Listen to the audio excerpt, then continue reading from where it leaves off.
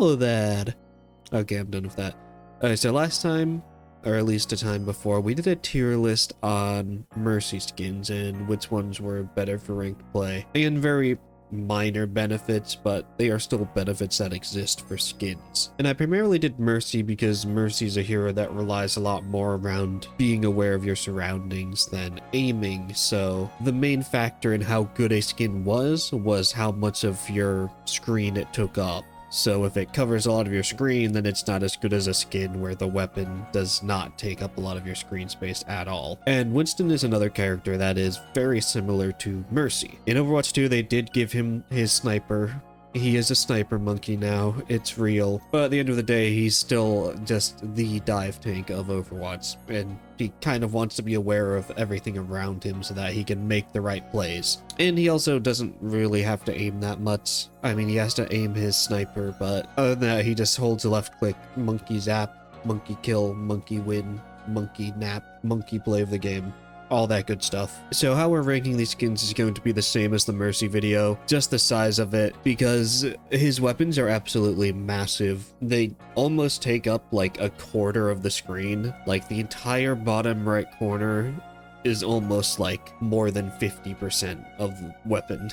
And it gets even worse because if you ever jump, he lifts his weapon up even further so it covers more of your screen. So any smaller weapons will give you a lot of benefit in the long run in just how much you're able to see, because there are certainly times where you can just completely miss a target that would have been perfect to dive on because your weapon was covering up the bottom right of your screen and you can't see anything down there. And because these skins are very static, it's not like the Mercy skins where the staff has those moving parts at the end of it. I'll try and keep this a bit on the shorter side by just having a nice, just little roll through of all of the skins in order, from the worst skin in the game to the best skin in the game, and then I'll maybe talk about the best and worst ones a little bit more at the very end and why they earned their spot. So let's just get into the list.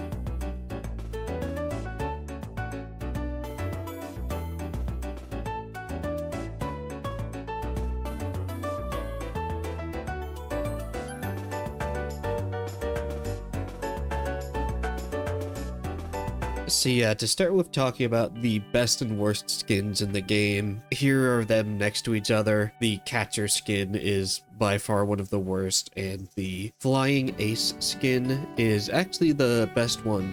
It takes up a very little space. And if you're wondering why I put the Catcher skin in G tier and not F tier, it is because it deserves it. Now, the Gargoyle skin is also pretty big, but there is one thing that the Catcher skin does that no other skin does, at least that I'm aware of, and that is if you charge up a right click, which is Winston's hit scan sniper shot that he has to aim. If you jump, the Catcher skin will actually cover up the middle of your screen. Just due to the camera and the animation, it doesn't always happen, but sometimes it happens, and sometimes it happens a lot more than other times. And I think that's a very special no-no for a skin if the weapon covers up the center of your screen where you're supposed to be aiming. So that is why it's in Z tier, because that is just a sin among sins. I actually think they should consider doing something about it. But again, it's just such a small circumstance that can happen, but it's still something that's just weird that it happens at all. Yeah, next to talk about the Flying Ace skin, since some people might not even know that it isn't a thing in the game, because it's not a standard skin from Overwatch 1, it's actually an Overwatch League skin.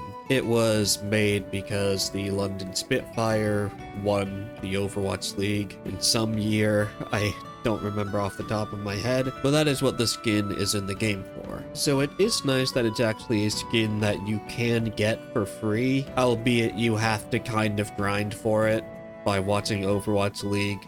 So if you do play a lot of Winston and you don't have this skin, then I would recommend just connecting your Blizzard account or Battle.net account, whatever it's called. I don't know at this point. Just connect that to your YouTube account, and then when you watch Overwatch League on YouTube, you get like 5 Overwatch League tokens for every hour you watch or something, which is not a lot.